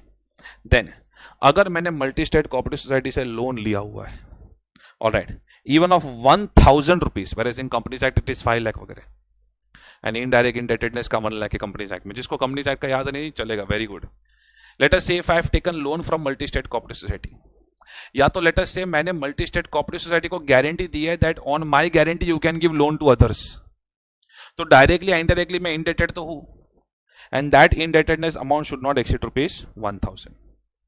If it exceeds rupees 1000, then I'll be disqualified. I hope I'm clear with this. Yes or no, sir? Yes, sir. Yes, sir. Yes, sir. So please be careful when it comes to MCQs. और कोई disqualification यहाँ पे नहीं है। इसको छोड़ के अगर आप मुझे और कोई डिस्क्वालिफिकेशन की बात करते हो, like entering into business relationship with multi state cooperative society और XYZ, ऑलराइट, जो कंपनीज एक्ट में काफी सारे डिस्क्वालिफिकेशन है which are missing over here, then in that case remember कि आपका जो चैप्टर 11 है एथिक्स का चैप्टर, उसके अंदर there is a concept of independence. So ये 4 में से छोड़ के कोई दूसरा सिचुएशन आता है, 5th सिचुएशन और 6th situation, alright, which is not covered over here, but you feel like writing ये बराबर नहीं हो रहा है, then you can always talk about independence कि भाई यहाँ पे इंडिपेंडेंस हार्म हो रहा है, and that is why audit should not be accepted. Yes sir, yes sir, yes sir. So this can be a proper application based thing, please be careful. Alright, now appointment of auditor, appointment of auditor, appointment of auditor of a multi state cooperative society. Eligibility qualification तो हो गया अभी appointment. First auditor will be appointed by the board managing committee, alright, within 1 month from the date of registration. Companies act जैसा ही है first auditor के case में, by the board within 1 month from the date of registration, not from my birthday, alright. Then ये जो भी first auditor होगा will hold office till the first annual general meeting and then his term is over, alright. अगर board managing committee fails to appoint the auditor, then in that case auditor will be appointed in the general meeting. कितना days वगैरह वो सब दिया नहीं है। Subsequent auditor यानी second financial year onwards जो ऑडिटर आएगा, alright, he will be appointed not by the board but by the members of MSCS, alright, at the annual general meeting. And listen, ये 5 साल 10 साल वाला स्टोरी नहीं है इधर कंपनीज एक्ट जैसा। He will hold office till the conclusion of the next AGM only, please be careful. Very very technical content when it comes to audit of multi state cooperative society. वैसे easy content है, but if you keep on mixing it with company law then there is a problem, और वही चीज मैं ये video के अंदर कर रहा हूं, alright, so that you realise how you can go wrong in exam. So please be careful, alright. Rights and duties of auditor very much similar to Companies Act. Rights to access books of accounts, right to obtain information explanation from the officers of the company, वो सब same to same है, alright. Then content of auditors report. Okay, ये मैंने एक sir ये किसका reference दिया आपने? I'll tell you. एक ऑडिट रिपोर्ट चैप्टर के अंदर ना मैं ड्यूटीज पढ़ाता हूँ, उसमें सेक्शन 143 सबसेक्शन 1 है, alright, duty to inquire upon certain matters. तो same duties over here also, right. कहीं पर्सनल एक्सपेंसेस आपने कंपनी के P&L में चार्ज तो नहीं किया, so instead of company we write MSCS। ये तो जिसको एकदम परफेक्ट पढ़ाई करनी है उसको बता रहा हूँ, otherwise you can ignore that point, alright. Content of auditors report, अरे ऑडिटर्स रिपोर्ट में क्या होगा? Opinion on balance sheet, on P&L, then whether branch accounts are in whether you have obtained branch accounts और not, alright, and जो भी balance sheet P&L है whether it is in agreement with the books of account. So it is very very simple, please do not get confused in exam. बहुत ज्यादा confusion हो जाए तो जो भी कंपनी लॉ से याद आ रहा है लिख देना, ऑलमोस्ट टैली तो हो ही जाएगा, alright. So when it comes to audit of multi state cooperative society, so ये आपका all audit and accounts related provision when it comes to multi state cooperative society. However in the module multi state cooperative society को लेकर और भी कुछ चीजें दी गई है। सो एक मल्टी स्टेट कोऑपरेटिव सोसाइटी ये किसके अंडर रेगुलेट कौन करता है इसे? दिल्ली के central registrar, alright, I told you it is a central act. So let us से अगर वो सेंट्रल रजिस्ट्रार को कुछ इंक्वायरी करनी है, ऑलराइट, या उनको कुछ इंस्पेक्शन करना है, या लेट अस से सेंट्रल गवर्नमेंट को कुछ स्पेशल ऑडिट करवाना है when it comes to multi state cooperative society, तो ये हो सकता है कि नहीं हो सकता, alright. Okay, first let us talk about central government. Central government की बातें करने में मजा आता है। So power of central government to direct special audit in certain cases, alright, as you can see over here section 77 reference has been given, but that is fine. First things first, ye whatever we are going to study over here, alright, this can happen, matlab ye particular box, power of central government to direct special audit, this can happen only and only if it is a government controlled MSCS, either central government control, state government control, or both. But if it is a government controlled MSCS, alright, तो ही ये central government can direct special audit of multi state cooperative societies, alright. Okay, अब central government कब direct करेगा? When will central government feel like going for a special audit of a cooperative society? When they feel that affairs का mismanagement हो रहा है, so mismanagement of affairs, alright, या उनको लग रहा है the way in which they are acting like let us say selling 100 rupees thing at 1 rupee 0.5 rupee, alright, it may cause injury to the interest of trade, alright, so interest of the trade वगैरह को injury हो सकती है, या let us say that multi state cooperative society is acting in such a manner that it will endanger its solvency. तो जब भी miss किया जाता है, alright, mismanagement of affairs, interest को injury to the interest of the trade, या solvency endangered, then in that case central government can go for a special audit, and it can happen only and only in a case of government controlled MSCS. how central government का order is required and central government will appoint the auditor, या तो वही MSCS के auditor को बोल देंगे कि आप ही कर लो, और they may appoint another practicing CA as the auditor over here. Special auditors powers, duties वगैरह, whatever powers are given to the auditor of multi-state cooperative society, same powers will be given to special auditors, the special auditor who is appointed by the central government. Okay, action by the central government, एक बार ये special audit कर लिया वो auditor ने, then what will be the action?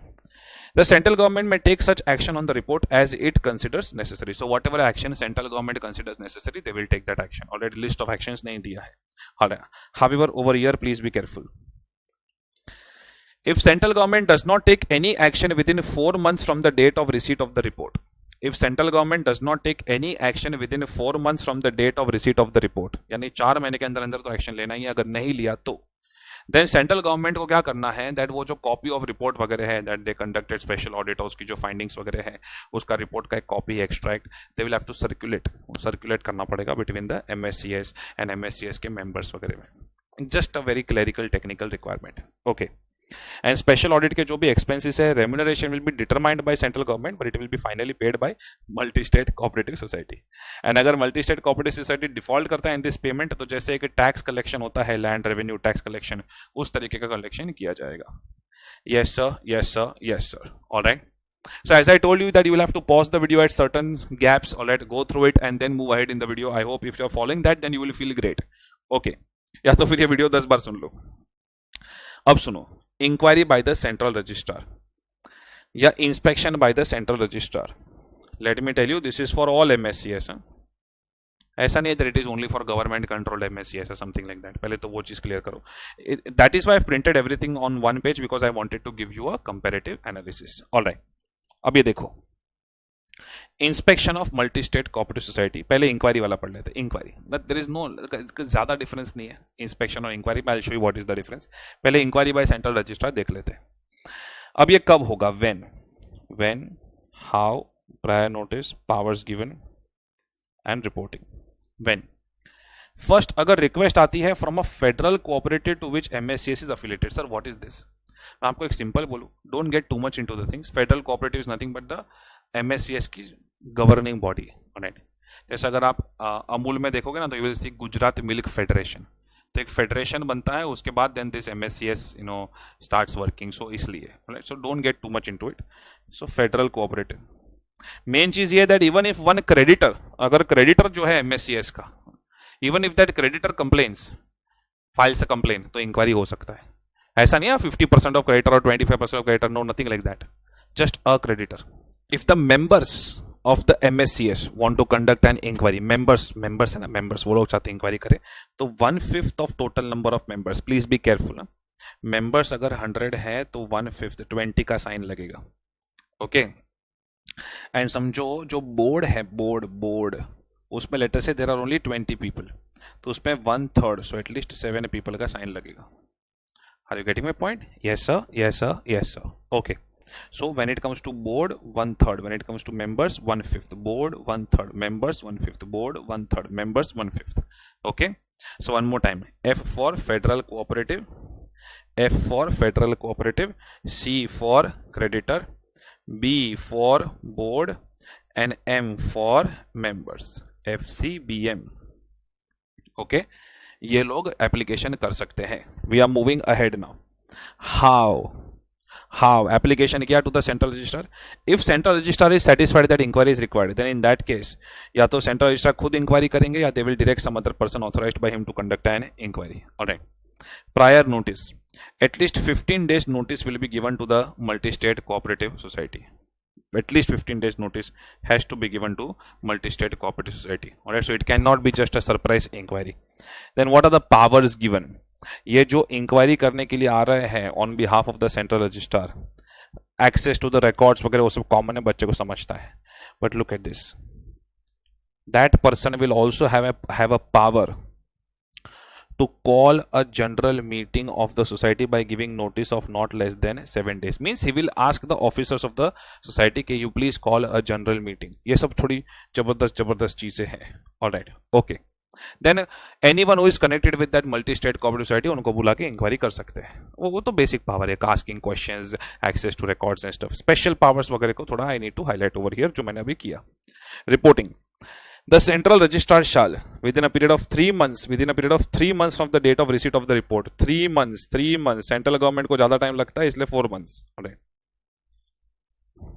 Central registrar को बोला 3 months, चलो. Within a period of 3 months from the date of receipt of the report, communicate the report of inquiry to MSCS and its stakeholders. Okay, so ये सब थोड़ा ध्यान में रखो. Yes sir. Inspection, inquiry आए कि इंस्पेक्शन आए. Inquiry is under section 78, inspection is under section 79. Inquiry के बाद ही इंस्पेक्शन होता है, 78 and then 79. Alright, okay. Now everyone over here. Inspection अगर हो रहा है, when, how, prior notice, powers available, everything is same. Alright, almost everything is same. However when it comes to inspection, all conditions are same as section 78 except request from creditor not allowed when it comes to inspection. So जो difference है ना, वो चीज का ध्यान रखो. alright, बाकी inquiry की जगह पे इंस्पेक्शन लिखते जाने का. Now over here powers available, powers भी सारे सेम है, but because this is inspection, the inspector will also have the power to take the records into custody. Oh, otherwise everything else remains the same. Yes sir. किसी को fast लगे तो I'm very sorry. This chapter normally goes on for 3, 4, 5 hours in my 4, 5 hours normally when I'm discussing, but ये फटाफट मैं इसको compress कर रहा हूँ. Okay, so that is for audit of multi-state cooperative society. Now when it comes to audit of other cooperative societies, multi-state cooperative society को छोड़ दो, भी हो गया. Other cooperative societies, all right, उनका state act भी हो सकता है और they may have just adopted the central act. all right, so look at this. हर एक स्टेट पे अपने अपने लेवल के रजिस्ट्रार होते हैं. स्टेट रजिस्ट्रार, वो जो रजिस्ट्रार होते हैं, that registrar is suppose to conduct audit of these cooperative societies. However, registrar normally appoints a chartered accountant to conduct audit of cooperative societies. However, surprising thing, कुछ states में even non-CA can conduct audit of cooperative society. For example, in Maharashtra, if you have cleared diploma in cooperative accounts, all right, then in that case you are eligible to conduct audit of cooperative society. All right, yes sir. All right, so look at this. Qualification of auditor, CA in practice, unless otherwise specified by the state act. And I told you that some of the state cooperative acts will allow diploma in cooperative society accounts to conduct audit of cooperative society. all right, and then registrar का मैंने थोड़ा यहाँ पे लिखा है just for you to go for a very fast reading. okay, appointment of auditor, registrar will appoint. yes, auditor appointed conducts audit on behalf of the registrar. okay, remuneration जो होगा, remuneration prescribed by the registrar, but it will be paid by the society. And registrar का भी fix होता है कि based upon the level of the society, based upon the location of the society, based upon the operation of the society, एक उन्होंने circular बना के रखा होता है, which इसको बोलते हैं statutory scale of fees, उसके हिसाब से payment मिलता है. yes. Other provisions governing cooperative societies. Now, if you look at the next page, ये सब थोड़ा technical provisions है with respect to cooperative societies. So I hope you are still there in the particular video. All right. Okay. If yes, then keep on commenting. Sir, हमने खत्म किया ये video. All right. Look at this. उस technical provisions पे जाओ, उसके पहले books of accounts, record of assets, liabilities, income, expenses, sales, purchase, वो सब बोलने का. Then they will ask you to give some examples. इसमें ना in the module they have assumed ऐसा कि समझो कोई क्रेडिट बेस्ड कोऑपरेटिव सोसाइटी है. Credit based means giving loans to the members. Alright, या समझो कोई एग्रीकल्चरल बेस्ड कोऑपरेटिव सोसाइटी है. ऐसे एक दो सोसाइटी को अज्यूम करके लिख दिया लिस्ट उन्होंने. So they will have daily cash sales summary, then collection from debtors, ये देखो, फिर loans from employees, members, loan disbursement. So credit and agriculture, ये दो cooperative society को imagine करके जो books of accounts दिमाग में आते हैं वो लिख देने का, right? As examples of books of accounts. Okay. And such questions have been asked and they really give you some smart and fast marks. Okay. Now everyone over here. Audit of cooperative society में जो थोड़े technical provisions है. Remember, we are not talking about multi state cooperative societies, we are talking about other cooperative societies. Okay, चलो फटाफट. There is a restriction on share holding. What is the restriction of share holding?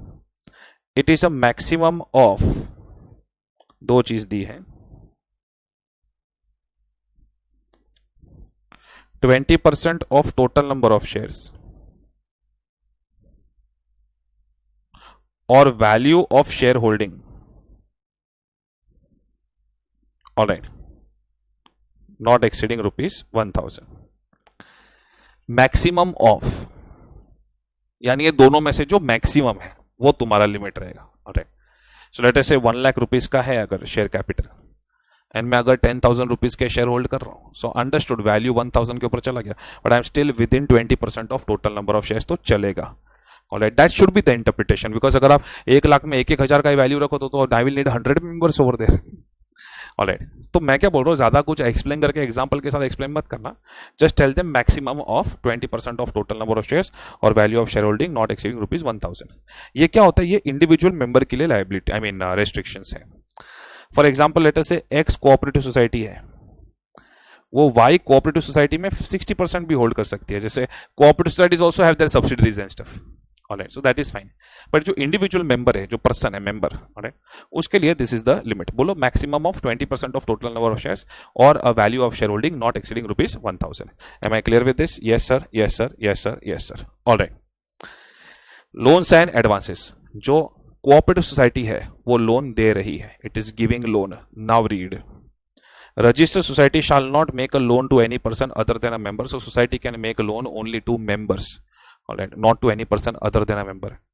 But one cooperative society अगर दूसरी cooperative society को loan देना चाहती है, if one cooperative society wants to give loan to another cooperative society, alright, then in that case prior approval of registrar के साथ हो सकता है।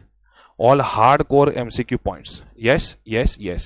So cooperative society can give loan only to members, no to no one else.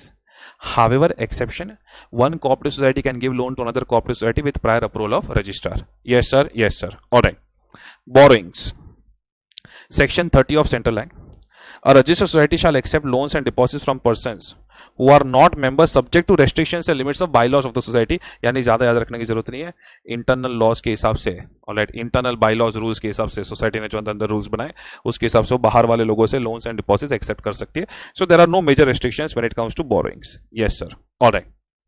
Now investment of funds, see please understand, cooperative society के funds are for the benefit of all the members and it needs to be used for cooperative principles.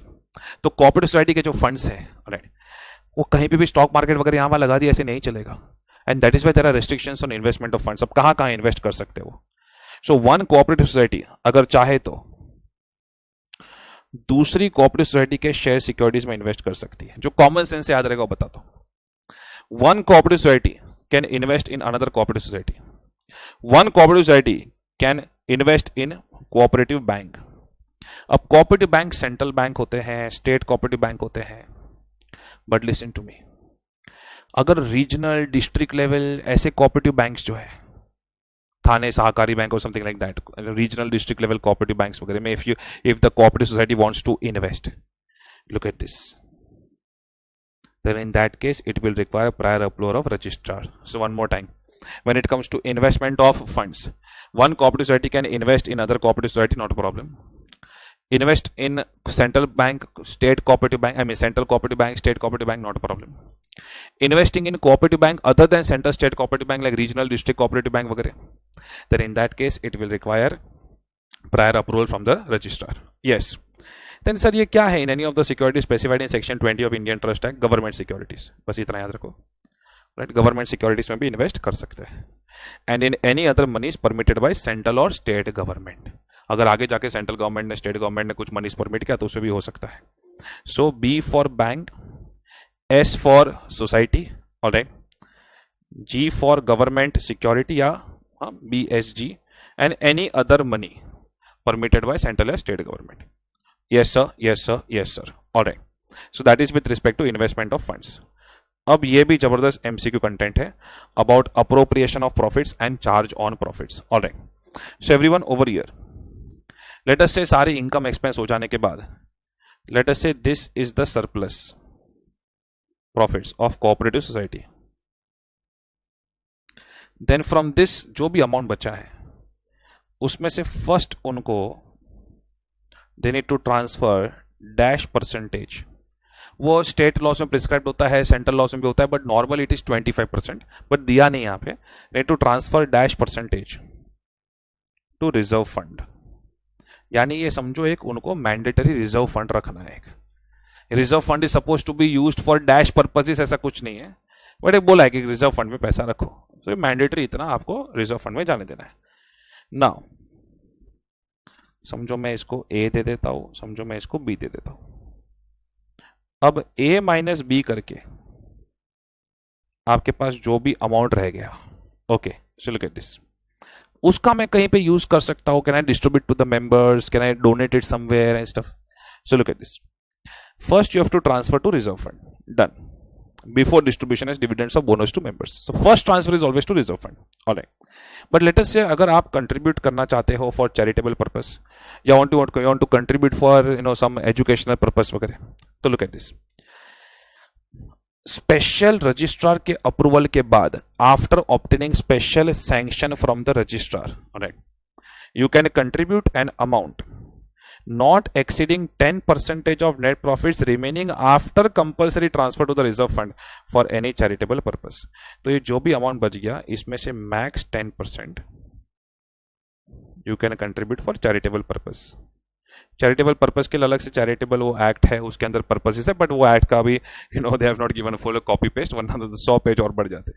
Alright, so which purpose will be called as charitable purpose, उसके लिए look at this, some of the state acts provide that every society shall contribute annually towards education fund of the state.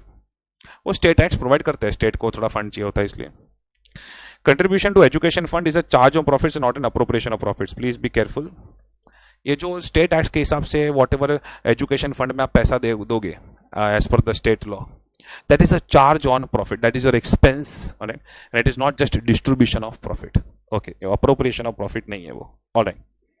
Then ये जो reserve fund में आप transfer कर रहे हो, reserve fund exactly कहाँ इन्वेस्ट कर सकते हो, उसके लिए कोई अलग से स्पेशल रेस्ट्रिक्शंस कुछ नहीं है। हाँ, but whenever you are investing money, alright, ये इसके अंदर ही हो सकते हैं investments. Yes sir, yes sir, yes sir, alright, done done done done.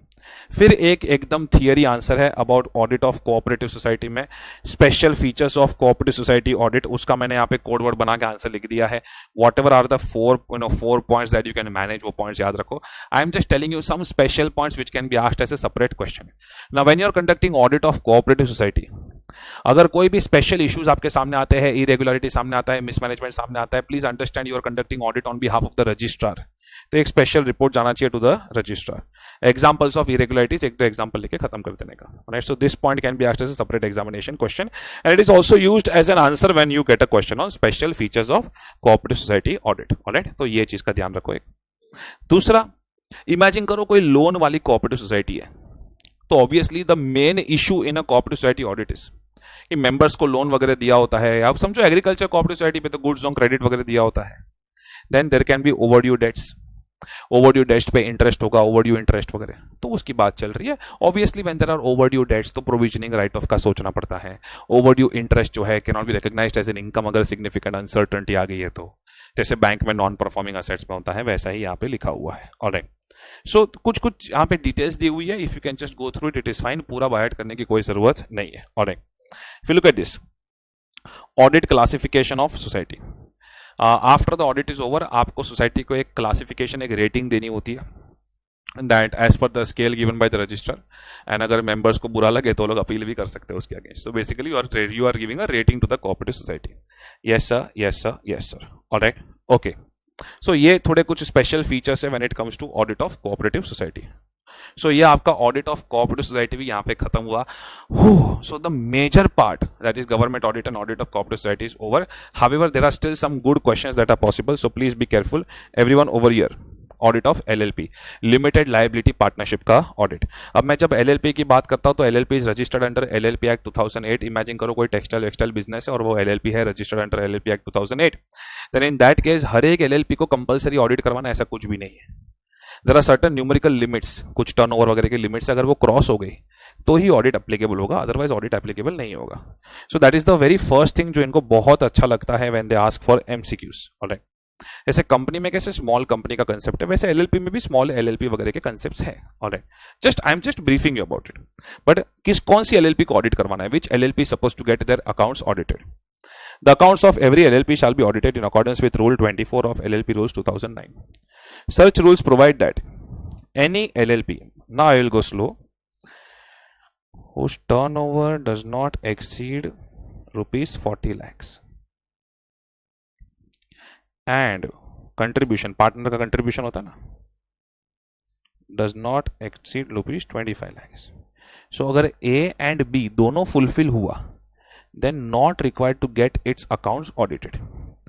That means either A or B दोनों में से एक भी violate हो गया, then accounts need to be audited. So if turnover crosses 40 lakhs, or let us say if contribution crosses 25 lakhs, okay, दोनों में से कोई एक भी चीज क्रॉस हो गई, then LLP को audit applicable हो जाएगा. I want a confirmation. I hope I am clear with this. Yes, yes, yes. So turnover 40 lakhs, contribution 25 lakhs. That is the limit and you have to see that particular financial year. अगर वो financial year close होने पे अगर ये cross हो जाता है, alright, then in that case LLP को audit applicable हो जाएगा. Yes sir. Alright. Now listen to me. In the new syllabus module एक small LLP का definition add किया है. वो खाली definition आप देख लो. Basically लॉ ने अपने आप के लिए एक लिमिट सेट की है. लॉ है set a limit that contribution का लिमिट 5 करोड़ एंड टर्नओवर का लिमिट 50 करोड़. लॉ ने बोला है that maximum in future also अगर हम स्मॉल एलएलपी का डेफिनेशन निकालेंगे तो हम लोग यही लिमिट्स तक जाएंगे maximum. Why this definition is required? So that small businesses can be given some relaxation. But let me tell you, ये actually definition है नहीं small LLP का. ये law ने अपने आप के लिए एक limit set किया है. That maximum हम लोग contribution का limit 5 crores तक लेके जाएंगे and turnover का maximum limit will take it to 50 crores. But as of now, small LLP is an LLP जो मैंने अभी आपको समझाया है, where contribution is not exceeding rupees 25 lakhs. 25 lakhs. And ये फास्ट फास्ट लिख रहा हूं इसलिए. And turnover is not exceeding rupees 40 lakhs. This is the current provision, but in future वो लोग इसको आगे लेके जा सकते हैं. So that is just one amendment which they have included over here when it comes to small LLP का definition. Yes sir, yes sir, yes sir, yes sir. Alright, बाकी देखो contribution 25 lakhs and turnover as per their financial statements not exceeding 40 lakh rupees. Okay okay. So please be careful. Remember this contribution 25 lakhs and turnover 40 lakh limits for the applicability of audit. Okay. Now, books of accounts of the LLP. LLP का books of accounts में record of assets, liabilities, record of sales, purchase, record of receipt, payment, वही सब होता है. Alright. On cost records. Returns to be maintained by maintained and filed by LLP. Alright. So LLP का जैसे companies act में भी annual return एक होता है, वैसे एलएलपी के केस में भी there is one annual return. But let me tell you, LLP is a body corporate, ministry of corporate affairs के अंदर काम करता है. तो रजिस्ट्रार ऑफ फर्म्स नहीं, रजिस्ट्रार ऑफ कंपनीज के पास जाएगा रिपोर्ट. Alright, annual return. इसका फॉर्म नंबर है form 11 within 60 days of the closure of financial year. Then जो एलएलपी के फाइनेंशियल स्टेटमेंट्स होते हैं उसके लिए अलग से फॉर्म है, फॉर्म 8, जो and that form is named as statement of account and solvency. This needs to be filed within a period of 30 days from the end of 6 months of relevant financial year. Sir, what is this? अरे very simple. अगर मैं financial 24-25 बोलूँ तो 6 months का भी end होते हैं 30th September 25, वहां से लेके 30 days. So basically 30th October 25 तक. Form 8 needs to be filed, and अगर same financial year लूँ तो Form 11 needs to be filed within 60 days of that from 31st March. Alright, which will come to your what? 30th May. Yes sir, yes sir, yes sir. Alright, so please be careful. ये भी MCQ में आया हुआ है. Appointment of auditor. आपको पता है LLP के केस में there is some partner called as designated partner. Alright, तो वो डेजिग्नेटेड पार्टनर जो है he will appoint auditor, whether is the first auditor, subsequent removal auditor, casual auditor, कोई भी हो, that designated partner will appoint first financial year में before the close of the first financial year and second year onwards. Alright, before 30 days of the closure of that financial year. अगर designated partner fail हो जाता है, alright, then in that case any other partner can appoint. Okay, yes, first auditor में before the close of the financial year, subsequent auditor में at least 30 days prior to the end of each financial year, designated partner. If designated partner fails, then other partners will appoint. Yes sir, yes sir, yes sir.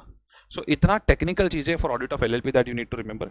बाकी rights and duties of auditor of LLP तो normal जो auditor के rights होते हैं वही, and duties का होगा audit report में लिखना, ऑलराइट, अब ओपिनियन वगैरह एक्सप्रेस करना है stuff. So advantages of audit जो चैप्टर 1 में एडवांटेजेस पढ़े होते हैं same, alright. So those points you can write on your own. तो उतने पॉइंट्स मैंने यहाँ से निकाल दिए when it comes to audit of LLP. Okay, then there is something called as audit of hire purchase and leasing companies. Audit of hire purchase and leasing companies, alright. So tell me, इसमें आपको basically थोड़ा बहुत accounts आना चाहिए. I hope hire purchase at least one time you would have heard what is a hire purchase contract, या तो accounts में या तो इंडियन कॉन्ट्रैक्ट में कहीं ना कहीं आपने सुना होगा, alright. So let me say that mister A, इसको कोई बहुत बड़ी मशीनरी चाहिए, ऑलराइट. सो मिस्टर ए कोई मशीनरी है, 10 करोड़ की मशीनरी है. So mister A will approach a non banking financial company, right. Okay, बोला मेरे को ये मशीनरी चाहिए, पर मिस्टर ए ने बोला that I need it on hire purchase basis. What is hire purchase basis?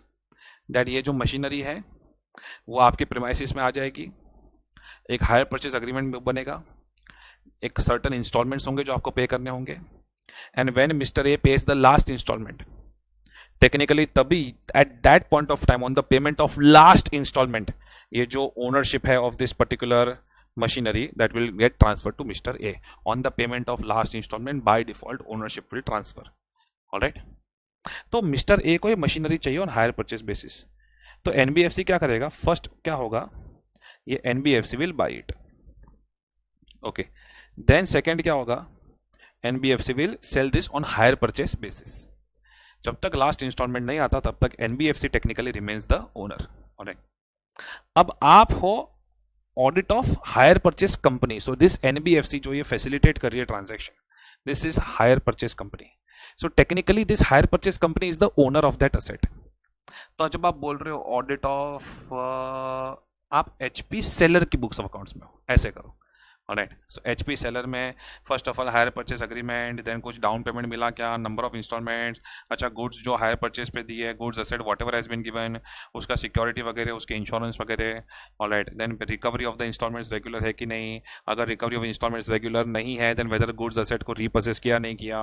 Then on the payment of last instalment whether the ownership was transfer to the HP buyer. These are the points.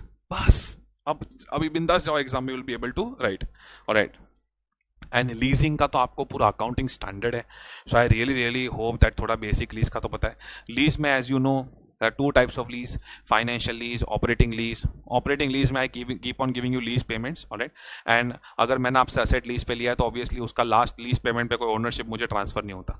Financial lease में major term के लिए lease होता है, right, 33 year lease, 66 year lease, 99 year lease वगैरह, वो एक financing contract ही होता है. अगेन लास्ट इंस्टॉलमेंट पे ऐसा जरूरी नहीं है कि प्रॉपर्टी मुझे पास ऑन हो जाए, ऑलराइट, बट ऑब्वियसली उसमें एक ऑप्शन होता है to buy that particular property. Alright. So financial lease and operating lease का जो डिफरेंस है, it is very important over here, and you just write your accounting standard का knowledge, alright, and the point is done. बिंदास. So मैं lease पे जो company asset दे रही है, जैसे एनबीएफसी कैसे हायर परचेज पे दे रहा था ना, वैसे समझो लीज पे दे रहा है. Alright. So just go through this page and I am 100% sure that you will be able to understand this.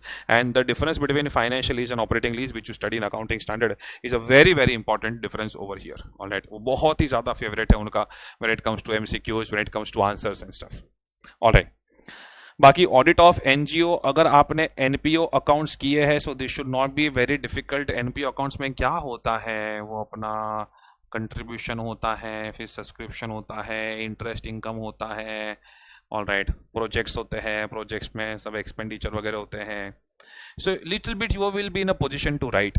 बाकी कभी भी कुछ कॉमन पॉइंट्स लिखने हो तो for any expenses you have to see authorisation, correct. For income you have to see the accounting part, थोड़ा accounts वगैरह पे लिखने का, and you will be able to write it. That is not a big problem. ऐसे answers में normally you don't get full marks. I am very sorry to say that 50% of marks मिलते हैं. However, फिर मैंने इसको इतना अच्छे से यहाँ पे प्रिंट क्यों किया? When it comes to audit of NGO और चैरिटेबल इंस्टीट्यूशन, एनपीओ वगैरह, तो देयर आर सम पॉइंट्स जो आपके ध्यान में आने चाहिए. ऑलराइट. सबसे पहले तो उन्होंने बोला कैटेगरीज ऑफ एनजीओ कितनी होती है. या तो it is registered as society, और it is registered as a trust, और it is registered as a section 8 company. So SCT या TCS, alright, society, trust, company. So categories of NGO अगर बोला तो When we talk about maintenance of books of accounts, जो section 8 की company होती है, I repeat, जो section 8 की कंपनी होती है, company licence to operate under section 8, I repeat, company licence to operate under section 8, उनको books of accounts double entry system of book keeping पे ही रखने हैं. This is one of their favourite question. Alright, accrual basis पे रखने हैं. लेकिन जो मैंने दूसरे एनजीओस बोले other than companies act 2013, they can maintain either on accrual basis और कैश बेसिस या तो रिसीट बेसिस. तो ये सब बहुत ही सेंसिटिव चीज है एनजीओ को लेकर. Alright, then donations and grants, promoters contribution के उस पे होते हैं. कंट्रीब्यूशन, हाँ, लुक एट दिस, जो एनजीओ के कैपिटल की तरफ कंट्रीब्यूशन किया जाता है, that is called as corpus contribution. So ऐसे which of the following best defines corpus contribution, ऐसा कुछ एमसीक्यू रहा, so please be careful. Alright, income tax में ऑब्वियसली इनको काफ़ी सारे एग्जेम्पशंस होते हैं, उनकी इनकम टैक्सेबल नहीं होती अगर उनको, if they fulfil the conditions of income tax act. Alright, पर ये देखो, एक रिवॉल्विंग फंड का कंसेप्ट है. Sir what is revolving fund? Alright, आराम से. Contribution of grant towards a revolving fund is to rotate the amount by giving temporary loans from the fund to other NGOs or beneficiaries for the projects and then recover the loans so as to give temporary loans again. तो revolving fund क्या होता है? That I will contribute 10 crore rupees to revolving fund. मैंने contribute किया, वो जो NGO वो 10 crore में से किसी को लोन दे रहा है. किसको लोन दे रहा है? टू अदर NGOs या तो प्रोजेक्ट के दूसरे मेंबर्स वगैरह, बेनिफिशियरीज ऑफ द प्रोजेक्ट. फिर उनसे लोन लिया, रिकवर किया, वापस वो फंड रिस्टेट हो गया, वापस किसी को लोन दिया. Alright, so that is why it is called as a revolving fund. Alright, so I am contributing, मैं डोनर हूँ, I am contributing और ग्रांट दे रहा हूँ towards revolving fund to rotate the amount by giving temporary loans. फिर NGO क्या करेगा? It will give temporary loans from the fund to other NGOs. Alright, then I will recover it again. Then I mean the NGO will recover it again. Then it will give amount to others.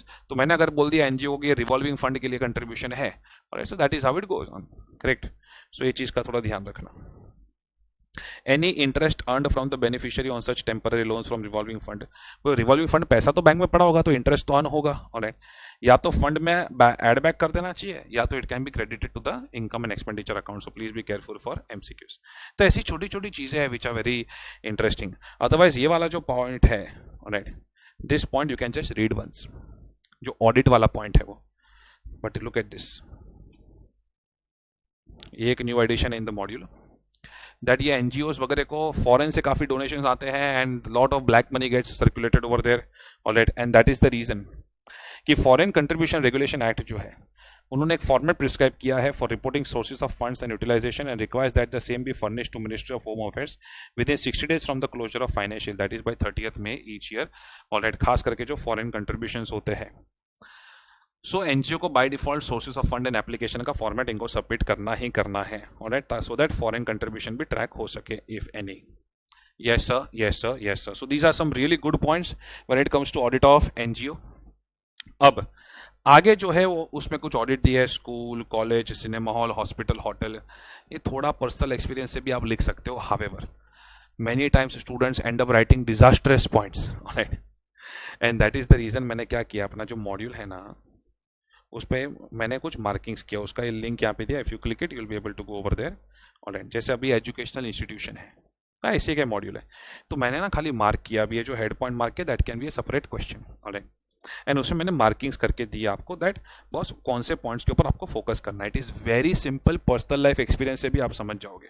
Alright, so rather than going for any shortcut, मेरी सिर्फ इतनी request है, alright, that you just ऐसा फटाक से keep a target of 30 minutes and just go through the marking. सब कुछ bite करने की जरूरत नहीं है. ऑलराइट, सो मैंने वो पेजेस भी कट आउट करके दिए, so should not be a very big problem, so that you are able to write some relevant part, okay, when you are writing the answer. Yes sir, yes sir, yes sir. Okay, okay, okay. So that is it for audit of different types of entities. I hope that you are now feeling confident. तो इतना notes आपने कर लिया तो live jingle वाला, and if time permits, if you are on the day of exam, time permits, please solve at least the module questions. There are some really interesting questions over there. And बाकी आपका matter done. मेरे telegram channel पे आ जाओ तो वहीं पे आपको काफी कुछ दिख जाएगा module के compilers वगैरह एकदम smart short तरीके से. Okay, all the very best, all the very best. Thank you so much.